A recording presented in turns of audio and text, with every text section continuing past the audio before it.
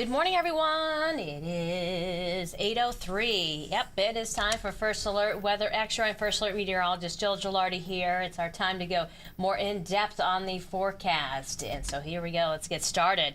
So we're going to be trending even cooler today. Yesterday, highs only in the 60s. Today, highs only in the 50s. Tomorrow, it's going to struggle to get out of the 40s. So that's as cold as it's going to get, though, tomorrow. So no worries about snow with this nor'easter. It's wind and rain, certainly. And what gets its name? Well, you got that system, low pressure tracking to the northeast. It basically, the path of it produces winds that are going to be primarily coming in from that northeasterly direction.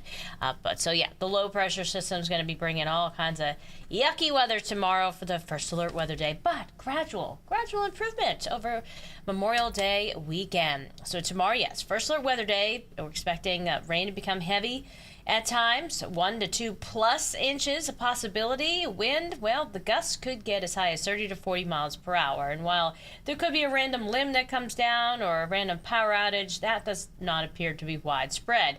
Nor does flooding, but you're going to get some areas, especially, when it's pouring buckets, for poor drainage flooding to occur, poor visibility. Yeah, travel is just not going to be great at times, especially with the heavier the rain and outdoor plans. Anything outdoors, it's like even running the grocery store. It's like, trying to move quickly. Sometimes it's hard for some of us, if you get an injury or things like that. All right, so plan ahead. Today's the day to knock out what you need to do because you don't want to be messing around with all that stuff with, not pleasant weather building in for tomorrow. First Alert Futurecast showing tomorrow at 4 a.m. the rain intensity starts to build up from south to north as that low pressure system gets going and heads in that direction as well. 8 a.m., yep, raining pretty heavily across the state.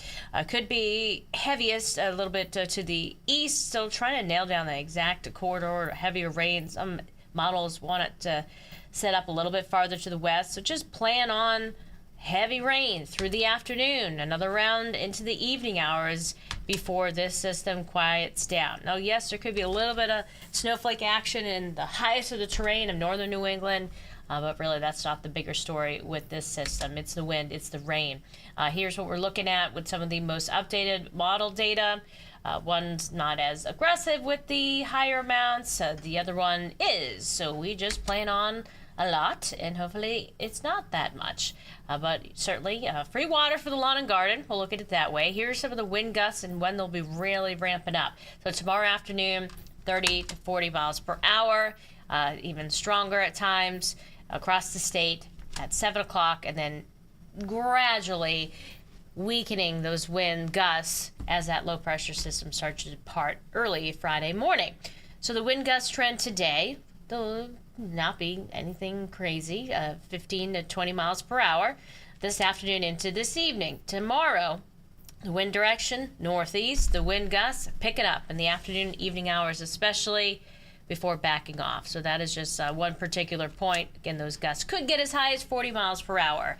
So the chance for your pups to get wet paws today is low, but there will be a small shower chance later on this afternoon, this evening. We'll show you that in just a second. Certainly tomorrow, soaking wet puppy paws. Still going to be very wet ground, even if it's not raining as much on Friday, to get those wet and hopefully not muddy paws, but that's a possibility. Pollen count going down through Friday, or as if you're in an elevator, going down. And here we go. We have the pollen count backing off as the rain chances ramp up. Satellite and radar. It is quiet across our state. Cloudy skies. Yeah, certainly. Showers building in from the west. That's the case. When will they get here? Well, it looks like as we get into this afternoon, this first little batch will start to clip the southwestern part of our state this afternoon around, 1, 2 o'clock and kind of be wildly scattered in nature. Nothing heavy through the early evening hours. And then the coverage starts to ramp up even higher, and the intensity will ramp up as well late tonight, but especially after midnight. So today it's overcast with that better shower chance developing this evening, and especially tonight.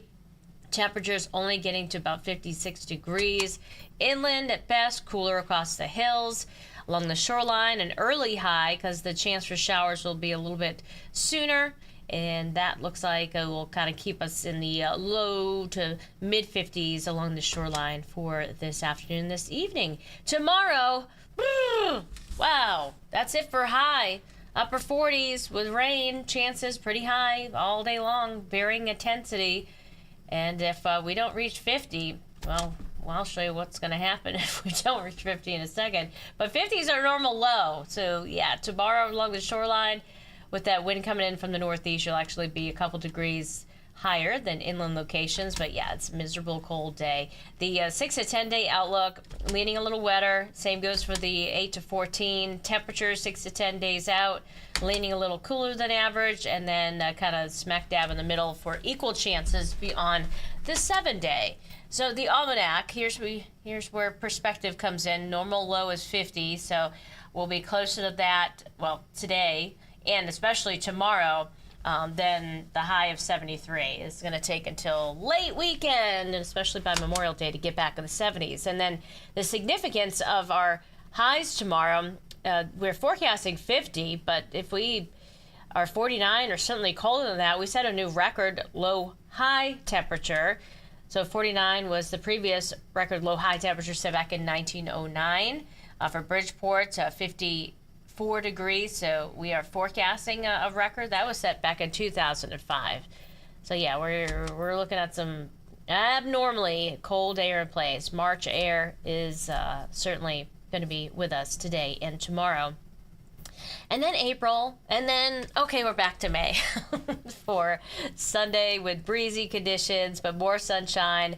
Just a slight chance for a shower on Saturday. If you're looking to do, like, outdoor projects, you need a couple days of dry weather. That was one question for me. You know, you're around people, and they're like, oh, a meteorologist. Let me ask her about this and that. So I'd say, you know, you have that slight chance Saturday, but it's really Sunday, Monday, Tuesday. You're going to be your driest stretch of days if you're not busy.